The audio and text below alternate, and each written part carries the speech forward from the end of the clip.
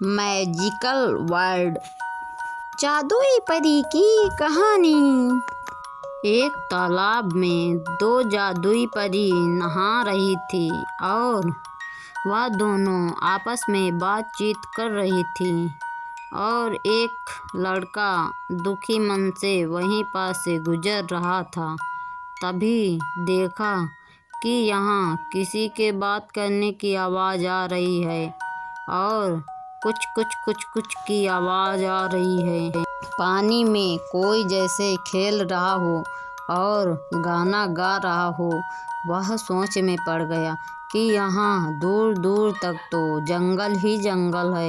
इस घने वन में कौन खेल रहा है और कौन गाना गा रहा है। वह थोड़ा भयभीत हुआ और फिर सोचा चलो चलकर देखते हैं। और वह परी दोनों नहा रही थी, पानी में गाना गा रही थी और खूब मस्ती कर रही थी। इधर लड़का सोच में था कि यह आवाज़ कहाँ से आ रही है। फिर चलते चलते कुछ दूर पर एक झरना उसे दिखाई दिया और झरने के पीछे दो लड़कियां नहा रही थी। वह देखकर अचंभित रह गया कि इस घने वन में यह दो लड़कियां अकेले इस पानी में नहा रही हैं। इन्हें किसी चीज़ का भय नहीं, जंगली जानवरों का। यहाँ दूर दूर तक तो कोई घर नज़र नहीं आ रहा। तो यह दोनों लड़कियाँ कहाँ से आईं और यह दोनों लड़कियाँ कौन हैं। तब वह सोचा चलो चलकर देखते हैं। और वह धीरे धीरे दबे पैरों से वह एक पेड़ के पीछे छुपकर देख रहा था और उन दोनों की सारी बातें सुन रहा था। वह दोनों क्या बात कर रही हैं तो उसे कुछ धीमी सी आवाज़ में सुनाई पड़ रहा था। तो वह सोचा कि थोड़ा क्यों ना आगे जाकर इन दोनों की बात सुना जाए। यह कहाँ से आई हैं और कौन है, कहीं कोई भूत तो नहीं। तो वह थोड़ा सा और आगे जाकर एक पेड़ के नीचे चुपचाप बैठ गया और उन दोनों की बात सुन रहा था।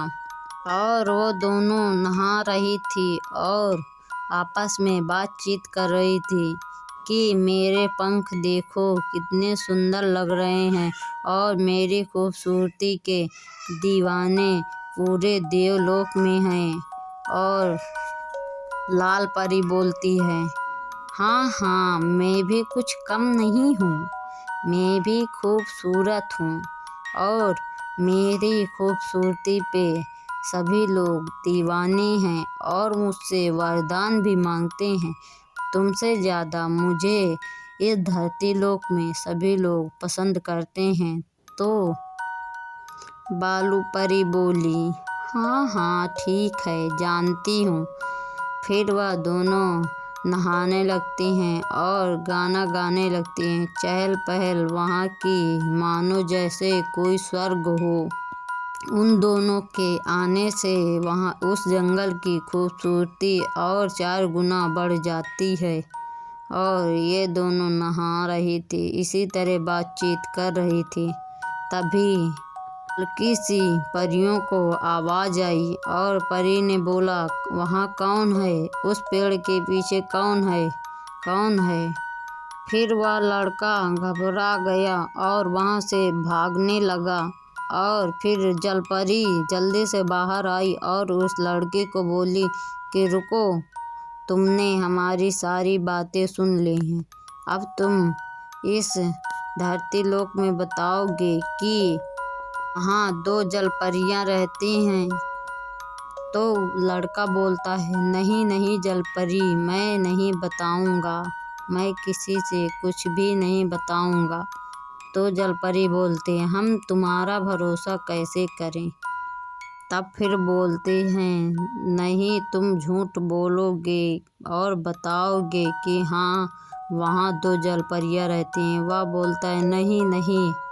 फिर वह दूसरी जलपरी बोलती है कि क्यों ना इसे उस नदी में डुबकी लगवा दी जाए तो यह सारी बात भूल जाएगा।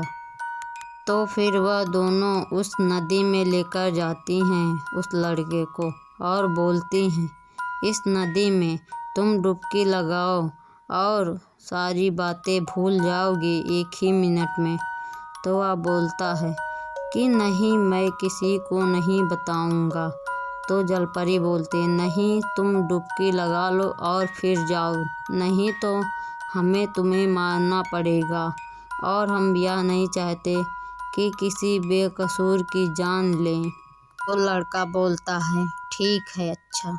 फिर वह पानी में चला जाता है और 3 डुबकी लगाता है। पहली डुबकी में वह जंगल का रास्ता भूलता है, दूसरी डुबकी में उन परियों का चेहरा भूलता है, तीसरी डुबकी में उन परियों की बातें भूल जाता है। अब वह एक ऐसा इंसान बन चुका था जो सारी बातें जलपरियों की भूल चुका था।